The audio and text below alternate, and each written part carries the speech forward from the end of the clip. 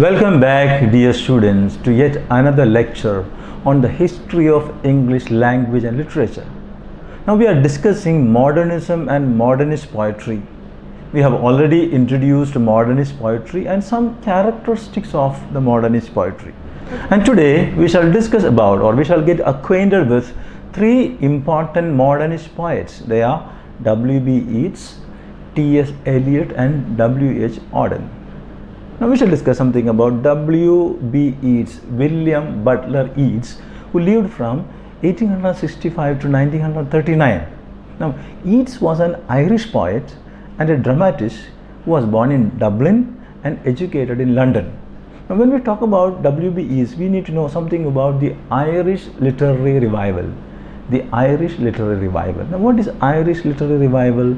Now it was an upsurge in interest in Celtic myths and legends. Celtic myths and legends. Now it was also named as Celtic Twilight. Celtic Twilight based on the poem published by Yeats in 1893. The Celtic Twilight, the Irish literary revival, took place in a period that witnessed a struggle for Irish nationhood. Yeats was the most prominent literary figure of this Irish revival. He is considered as the greatest modern poet of Ireland. He was born in 1865, as I mentioned. He published his first poetry in 1885 and he won the Nobel Prize in 1923. Now what about the poetry of W.B. Yeats? Now the poetry of W.B. Yeats can be divided into three stages. So categorized into three stages in which he has written his poetry. Now in the first stage, stage one, this stage was marked by his association with the aesthetic movement or the pre-Raphaelite escapism of the 1890s and the Celtic Twilight. It was mostly, the first stage was mostly a private stage. He was aware of the spiritual emptiness of the age and sought to escape from materialism. Now some of the important poems of this particular period, first stage is, first one, The Wanderings of Wystan, which was published in 1889, poems which he published in 1895, Meditations in the Times of Civil War, which was published in 1896. Here he mocks himself for his indifference, as he could not contribute much to the cause of Irish nationalism. And there is The Wind Among the Reeds, which was published in 1899, and The Shadowy Waters, which was published in 1900. That's the first stage. The second stage of the poetic life of W.B. Yeats was dominated by his commitment to Irish nationalism. Now this stage was mostly a stage of public life and activities. The previous one was mostly private life. He grew out of his escapism and actively engaged in the struggles with England. It is during this time that he composed Easter 1916. Now it was an immensely popular poem. The poem described the Easter Rising of 1916, an important event in the struggle of Ireland for independence from England. So this was mostly a life of public activities, stage 2. Now when we come to the stage 3, now this stage is more personal than less public. More personal, less public. Thus we can say that this stage, it is a fusion of both the preceding two stages. He celebrates the eternity of arts in his poems. He tried to formulate a philosophical system. He developed a mystic contemplation of life. The Tower, which was published in 1828, the Winding Stairs and other poems which was published in 1933 are important poems of this stage. So the poetic life of W.B. Yeats is divided into three stages. Now some of the other important poems of W.B. Yeats are the following. First one, Sailing to Byzantium, which was published in 1928, Sailing to Byzantium. Now, this poem expresses many of the anxieties of the modernist times and the anxiety about body, anxiety about mortality, anxiety about death. Sailing to Byzantium. The Second Coming, which was published in 1919, it is the best poem by Yeats, The Second Coming. Now this poem has the vision of civilization and destruction. He will talk about the peak of Christianity and the destruction of Christianity after. The love poems of W.B. Yeats, like Leda and the Swan, were deeply erotic and violent. So these are some of the important poems of W.B. Yeats. Now, Yeats would turn to drama and philosophical and literary essays during the years between 1900 and 1910. He created a national theatre. Now, W.B. Yeats, Lady Gregory and Edward Martin, they founded the Irish Literary Theatre in 1889. Now, it became the Irish National Theatre in 1903, and with Yeats as its director, and it moved into the Abbey Theatre in 1904. Some of the finest plays of the 20th century were written for and produced by the Abbey Theatre. The Abbey Theatre had tremendous influence on the British as well as the American drama. So the Abbey Theatre that was created in 1904. Now, he started his long literary career as a romantic poet, and he gradually evolved into a modernist poet. Now, he is a prominent poet in modern times for his sense of moral wholeness of humanity and history. So this is something in short about W.B. Yeats, one of the important poets of the modernist times, W.B. Yeats. So my dear students, we have discussed something in general about modernism. We have talked about the characteristics of modernist poetry, and we have just discussed one important poet who is W.B. Yeats. Now we shall continue our discussion about the modernist poets, and we shall see something about T.S. Eliot. T.S. Eliot is another important modernist poet that we should remember. So now we shall discuss something about Thomas Stearns Eliot, T.S. Eliot, who lived from 1888 and 1965. He lived from 1888 to 1965. T.S. Eliot, Thomas Stearns Eliot. Now, T.S. Eliot can be considered as the representative poet of the modernist period, the most important poet, the representative poet of the modernist period. Now, he was born in USA, and he moved from USA to England in 1914. 1914 is an important year, First World War. He renounced his American citizenship. He considered himself to be an English, though he had much European influences. Now, he won the Nobel Prize for Literature in 1948, T.S. Eliot. Though Eliot is a modernist poet and he lived during the time of the Great Wars, he makes very little direct reference about war in his works. He does not mention anything directly. There are some indirect references to war in his poems. Now, the Wasteland, for example, in the poem Wasteland, he talks about a land laid waste by war. War has led to cultural and spiritual ruin of humanity. Ruin of humanity caused by war. Indirect references. Now, we shall mention some of the important poems of T.S. Eliot. The first one that we can remember is Proof, Rock and Other Observations, which was published in 1917. Now, this is Eliot's first volume of poems, Proof, Rock and Other Observations. Now, in it, he portrays the dullness and emptiness of his times. The dullness and emptiness of his time is represented in this particular poem.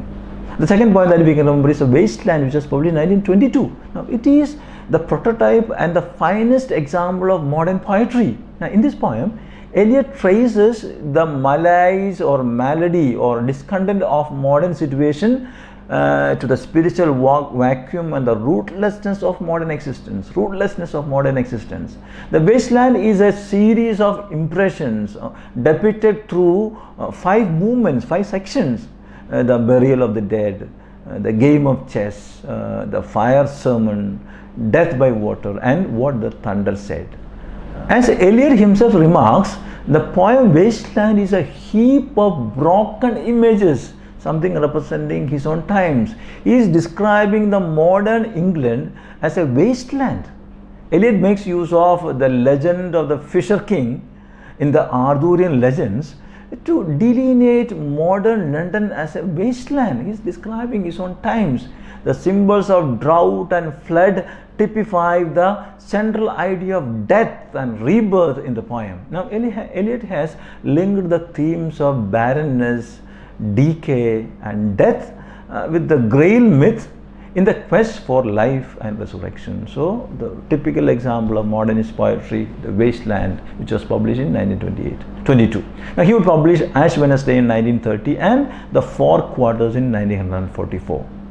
T.S. Eliot was not only a poet, his dramatic skills or as a playwright also is renowned.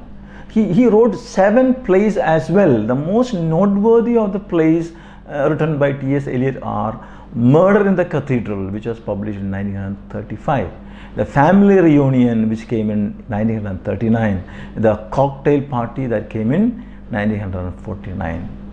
Regarding the poetry of Eliot, we can say that Eliot practiced free verse in the poetry and he did not subscribe to any rigidities. Now he based his work on 3 principal qualities. So he practiced free verse and his poetry is based on 3 important principal qualities. First one, what was the first one? First one is the sense of the age in which he lived. Sense of disillusionment, sense of age in which he lived. The second quality that can be found in his writings are, in his poetry, he used the poet's emotions as a starting point. He also developed the theory of impersonality. So the theory of impersonality, poet's emotion is considered as a starting point. The third principal quality was he used quotations from and allusions to other works, which means there is an amount of intertextuality in all his works. He used text from other works. Now he continues the tradition of dramatic monologue and exploits the past for the use in the present. Dramatic monologue. He also used the stream of consciousness, and later in his poetry there is also the search for spiritual peace. So he uses the stream of consciousness, the dramatic monologue, etc. Now we are discussing modernism and modernist poetry. My dear students, we are just introduced to modernism. We said some of the characteristics of modernist poetry, and we talked about 2 important poets of the modernist literature. They are T.S. Eliot and W.B. Yeats. We shall see one more. The third poet that we are discussing is W.H. Auden, Wystan Hugh Auden, who lived from 1907 to 1973. Now Auden, W.H. Auden, was a son of a doctor. He was educated at Oxford, and on leaving the university, he spent some time in Germany.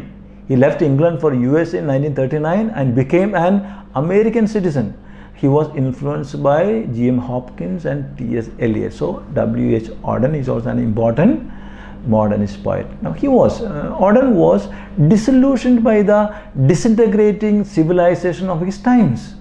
Now Auden found solution to the world's problem in the left-wing political parties, Marxist or left-wing. He had faith in violent social upheaval as a means for a better day. And when we talk about the literary career of W.H. Auden, we can talk about Auden in the 1930s, Auden in the 1940s, etc. Now, what was Auden in the 1930s? The poetry had an epigrammatic and a conversational style in 1930s. Epigrammatic means very concise and brief. So, epigrammatic and conversational style in the 1930s. He published poems in 1930, The Orators in 1932, and Look Stranger in 1936. He also wrote 3 plays in collaboration with Christopher Isherwood. So, that is Auden in the 1930s. When we come to Auden in the 1940s, we see that he had moved to USA in 1939, and his poems of the 1940s reflected interest in religion. The New Year Letter, which was published in 1941, the long poems like For the Time Being and The Sea and the Mirror, these focused on religious themes.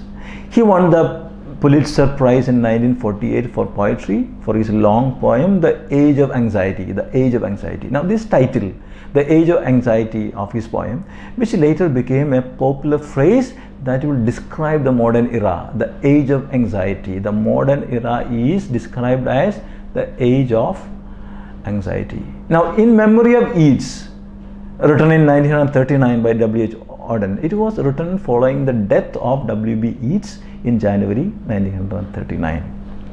My dear students, Auden is regarded as the leader of the second generation of modernist poets. We have talked about W.B. Yeats, T.S. Eliot, W.H. Auden. He is the leader of the second generation of modernist poets. He was a prolific writer of prose, essays and reviews of literary, political and psychological or religious subjects. and he worked at various times on documentary films, poetic plays and other forms of performance. Though he was influential, he was treated as a lesser figure than W.B. Yeats and T.S. Eliot. Now, Joseph Brodsky, a Russian-American poet, his statement about W.H. Auden was that he had the greatest mind of the 20th century. He had the greatest mind of the 20th century. So, W.H. Auden is considered as the leader of the second movement of modernist poets. He was not regarded as a very outstanding poet like W.B. Yeats or T.S. Eliot. So, my dear students, we are coming to the end of the discussion on the modernist poets. So, in our previous 2-3 lectures, we have introduced modernism, we have introduced modernism in poetry. We talked about some of the important characteristics of modernist poetry, and we have discussed about we got acquainted with 3 important modernist poets. They are W.B. Yeats, T.S. Eliot and W.H. Auden. For your assignment, my dear students, please prepare a long answer on modernist poets and modernist poetry, and you must have a short description of all these important poets, W.B. Yeats, T.S. Eliot and W.H. Auden. Please remember the important works of these poets as well. Thank you for your patient listening. Have a nice time. Please stay safe at home. Thank you.